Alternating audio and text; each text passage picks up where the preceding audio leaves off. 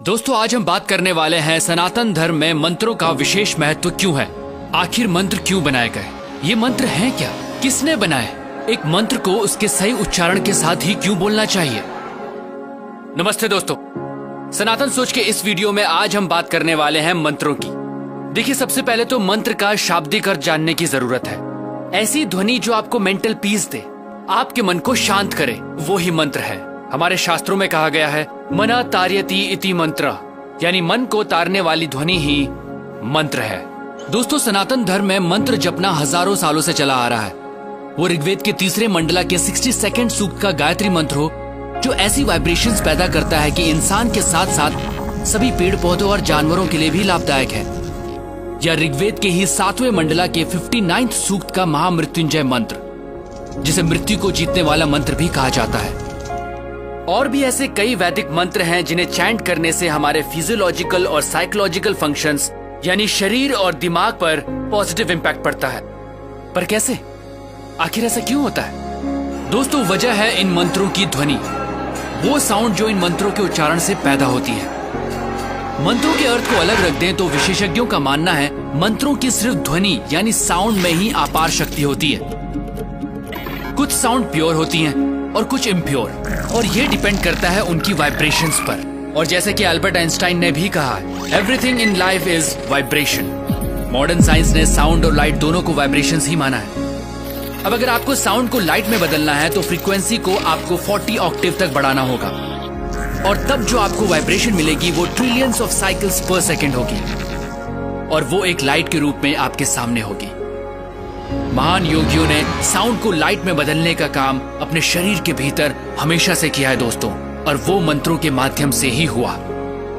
दोस्तों, इस वीडियो के माध्यम से हम आपको ये नहीं बताना चाह रहे कि कौन सा मंत्र आप पर क्या प्रभाव डालता है, बल्कि हम मंत्रों की अद्भुत शक्ति के बारे में आपको बताना चाहते हैं। और इसे सिर्फ रिलीजियस चश्मों से नहीं, साइंटिफिक अप्रोच से देखना पड़ेगा। मंत्रों के साउंड आपके लिए लाइफ के नए डायमेंशंस खोलते हैं।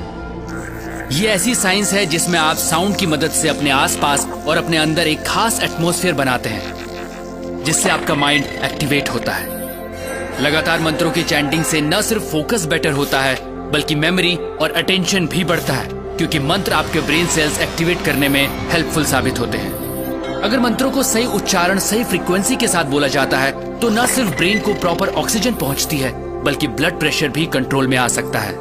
और ये भी साबित हुआ है कि खास मंत्रों को चैंट करने से ब्रेन का लेफ्ट और राइट हेमिस्फेयर सिंक्रोनाइज होता है। आम की बात करें तो इसे ओरिजिनल साउंड ऑफ क्रिएशन भी कहा जाता है। ऐसा माना जाता है कि हजारों साल पहले जब ध्यान लगाने वाले तपस्वियों और ऋषियों ने गहरी ध्यान की प्रक्रिया के दौरान जो साउंड सुनी थी वो आम की ही थी। और फिर आम तो सनातन धर्म का प्रतीक ही बन गया, क्योंकि सनातन धर्म में इंसान हमेशा से तपस्या और ध्यान लगाकर स्वयं की उत्पत्ति और अंत की खोज में अपना जीवन जीता आया है। दोस्तों, आपने कई योगियों और तपस्वियों को सिर्फ हमिंग पे मेडिटेशन करते देखा होगा, वही हमिंग साउंड जो आम बोलते समय सबसे आखिर में निकलती है। दोस्तों, साइंटिफिक रिसर्च में यह भी साबित हुआ है कि सिर्फ हमिंग से, जी हाँ, सिर्फ हमिंग से आपकी बॉडी में नाइट्रिक ऑक्साइड का प्रोडक्शन बढ़ जाता है।